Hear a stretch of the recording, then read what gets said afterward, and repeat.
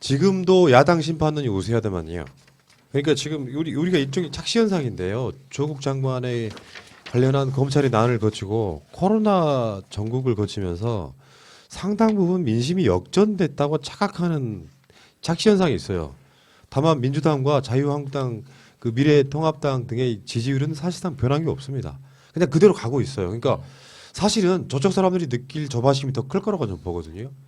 무슨 뭐 웬만한 온갖 미친 짓을 다 해가지고 흔들어대도 지지율이 요지부동이에요. 대통령 지지율도 그 박스권에 갇혔죠. 예. 45에서 50 사이로 왔다 갔다 하고 예. 민주당도 40에서 42, 3을 왔다 갔다 하고 걔네들도 한 27에서 30을 왔다 갔다 하고 이게 어느 정도 변화가 있어야 이게 선거판이 뒤집어지는구나 할 텐데 여론조사는 그대로 나옵니다.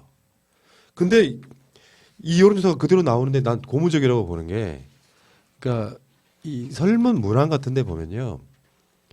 현 상황이 코로나 전국 등으로 뭔가 좀 불안한 어떤 가운데라는 그런 뉘앙스를 집어넣고 여론조사하면 당연히 지지율 떨어진단 말이에요. 근데 그 상황에서 지지율은 거의 그냥 왔다 갔다 하는 박스권에 갇혀가지고 더 이상 변함이 없는 것, 이건 제가 예전에 예언한 적이 있어요. 자유한국당 지지율은 이미 황교안이 집권할 때부터, 그러니까 당대표 할 때부터 선거용 지지율을 끌어다 쓴, 가불에 쓴 지지율이다. 메시지가 극렬하게 세지면요. 자유한국당 지지 성향을 갖고 있는 사람들은 거기에 결합을 하게 돼 있거든요. 여론조사에. 그러니까 이 상황에서는 야당 심판론이 조금 더 떨어지고 여당 심판론이 조금 더 올라갔다라고 하는 것은 물론 추세일 수는 있지만 사실 지금같이 정부 여당이 힘든 상황에서도 사실상 그게 거의 안 변하더라. 이렇게 보는 게 맞죠. 여론조사를 읽을 때는. 그러니까 한 1% 오르고 내린 거를 뭐 야당 심판론이 내려갔다, 여당 심판론이 높았다 이렇게 바라볼 수 없는 거라는 거예요. 근데 이제 그 한 말씀만 제가 코멘트를 하자면 그 우리가 지금 집권한 지가 3년 됐지 않습니까? 예. 근데 우리에게 여러 악재가 있었는데 우리 의지와 전혀 무관한 악재가 이게 이 전 세계적으로 이 경제가 하향 국면으로 접어들어 버린 거다. 한 1년 됐죠 벌써. 게다가 또 뭐 코로나로 인해 가지고 세계 경제가 더 어려워졌지 않았습니까? 이렇게 경제가 전체적으로 어려워지다 보면 국내적으로는 이 불평등이 더 심해지게 됩니다. 어려운 사람들의 살림살이가 더 어려워지는 이제 이런 일이 벌어져요. 그렇게 되니까 그 이유를 따지지 않고 보통 일반 국민들은 당장 살기가 좀 힘들어지면 아유 뭐 정부 여당이 책임져라. 정부 여당 책임론이 나오게 돼 있어요. 그게 대부분은 이제 경제와 복지, 즉 민생에 대한 책임을 묻게 되거든요. 대부분의 여론조사에서 아마 정부 여당에 대해서 좀 책임져라라고 한다면 그 민생, 특히 경제와 복지에 대해서 좀 더 잘해달라고 요구로 터져 나오는데 그거는 일반적인 정권 심판론과는 우리가 좀 구분해 줘야 된다. 이것은 우리가 통제할 수 없는 전 세계적인 어떤 글로벌 경제의 흐름으로 인해 가지고 나타난 현상이었다라고 하는 거를 저는 최대한 우리 지지자들 좀 국민들을 설득을 좀 해야 될 것 같습니다. 그러니까 우리 지금 현 상황에서 언론을 못 믿으니까 언론이 제대로 된 사실을 보도를 안 하잖아요. 이번에 코로나 사태에 대해서도 사실 대한민국이 지금 전 세계 원톱을 찍고 있는 거 아닙니까? 지금 뭐 바이러스가 지금 뭐 확산되고 있는 거는 전 세계적인 현상인데 중요한 거는 어떻게 대응하느냐 이 문제에 대해서 대한민국이 정말 찬양을 받고 있거든요. 세계적으로. 그거에 대해서 시민들끼리만 지금 뭐 주고받으면서 확인하고 있지 언론에서는 이야기를 전혀 안 해주잖아요. 지금 전 세계적으로 글로벌 경제가 나쁘지 않습니까? 그래서 지금 우리 경제가 작년에 2% 성장했잖아요. 올해 2% 조금 넘기는 게 목표인데 아마 2% 조금 도달 못할 거로 지금 예측이 되고 있잖아요. 그런데 일본하고 비교해 보십시오. 일본은요 0.2% 성장하거나 제자리 걸음한다고 그럽니다. 예. 그러니까 이런 사실을 우리가 이야기를 하면 그러면 아 정말 이 글로벌 경제가 이렇게 어려운 상황 속에서도 대한민국은 그래도 2% 성장을 기대할 정도로 지금 그야말로 선전하고 있구나. 우리 국민들이 이렇게 받아들이셔야 되는데 일본하고만 비교하면 알잖아요. 그런데 언론에서는 그런 보도를 잘 안 한단 말이에요. 그러니까 기레기라 그러죠. 예. 근데 지금 보니까요 이런 게 있어. 여당 심판론에 찬성한 사람들은 51.4%가 경제와 민생 정책 실패를 했기 때문에 다음에 신종 코로나 사태 대응에 실망했기 때문에 야당 등과 소통 부재하기 때문에 친북적인 정책이기 때문에 정치 보복하고 있기 때문에 정부 여당이 오만 근데 여기에 지금 굉장히 많은 사람들이 이 저쪽 자유한국당 등의 아젠다, 조중 등의 아젠다에 휩쓸려 간 건 이거예요. 경제와 민생 정책 실패 51.4%입니다. 그러니까 여당 심판해야 된다는 게. 근데 사실 이건 지금 현상적으로 보면 진실이 아니잖아요. 선동에 의해서 먹혀버린. 예. 이거는 한 2, 3년 정도를 같은 아젠다를 갖고 경제 폭망 하다 보니까 이게 먹힌 결과라고 보고, 다음에 보수 야당 심판에 대한 주장이 있습니다. 여기 보면은 이유가 반대를 위한 반대만 하기 때문에 이게 가장 많고요.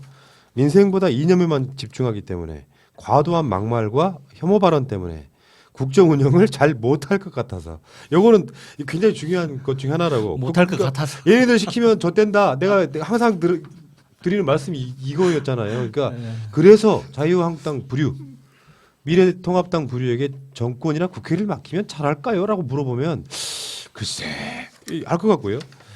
이게 하나 중요한 게 나왔습니다. 박근혜 전 대통령 탄핵에 책임을 지지 않아서. 이거 굉장히 중요한 부분이거든요. 찍은 사람들 중에 24.5%, 그러니까 반수는, 이게 아마 중복 응답이 가능한 여론조사였을 거예요. 한 2개나 3개를 찍는 이 상황에서 박근혜 탄핵을 책임지지 않아서 국정 운영을 잘 못할 것 같아서 반대를 위한 반대, 뭐 이런 게 들어있거든요.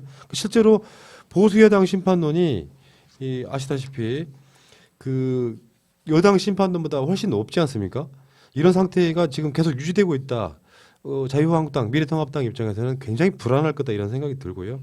자, 이 여론조사는 한국일보가 한국리서치에 의뢰해서 전국에 거주하는 만 18세 이상 성인 남녀 1000명을 대상으로 한 조사고요. 3월 1일에서 이틀간 조사됐고, 안심번호 바탕으로 유무선 전화, 임의검기 방식, 그다음에 응답률은 21.9%, 꽤 높네요. 그다음에 뭐 그리고 지금 행정안전부 발표 2020년 1월 주민등록 인구 기준 요거 했다 그러고요. 표본 오차는 95% 신뢰 수준에 플러스 마이너스 3.1포인트라 이렇게 됐고, 흐름은 그렇게 나쁘진 않은 것 같습니다만, 코로나가 지금, 잠깐만 교수님 짧게, 코로나가 지금 어떤 코로나 전국이라고 부를 만하잖아요.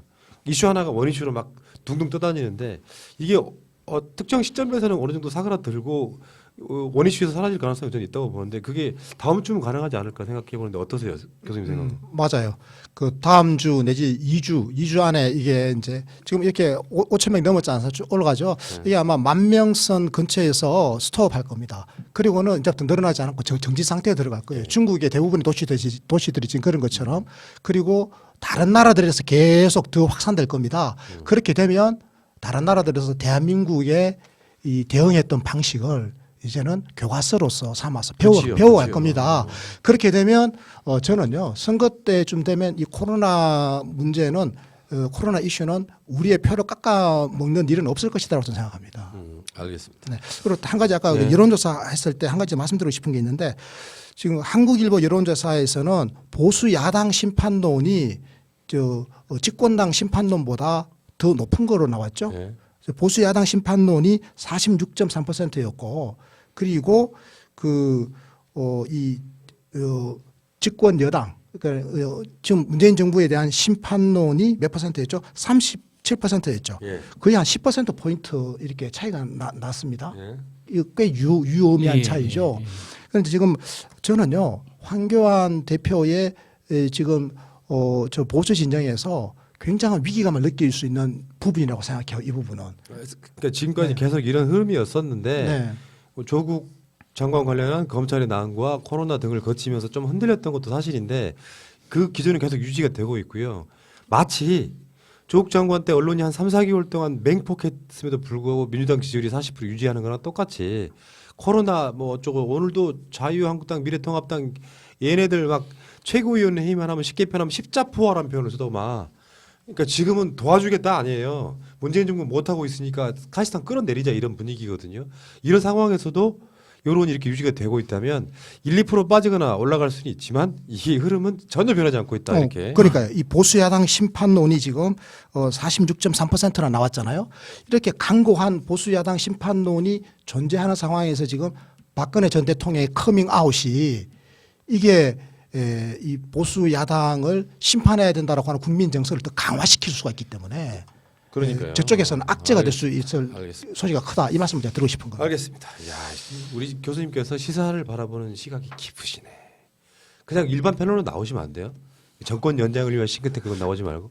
굉장히 기쁘시네요. 좀 이따 의정 활동을 하셔야 돼가지고 아 그렇구나. 곤란하겠네요. 아깝이 하나만 말씀드릴까요? 너무 그 재미가 없어가지고 사실은 내가 이상구 원장이랑 둘이 작당을 했어요. 정연 방송에서 이상희 대표를 쫓아내자. 근데 국회로 보내는 수밖에 없다. 이상이 축출. 그런 음모론이 있었군요. 그렇죠, 그렇죠. 알겠습니다. 여기까지 농담이었습니다.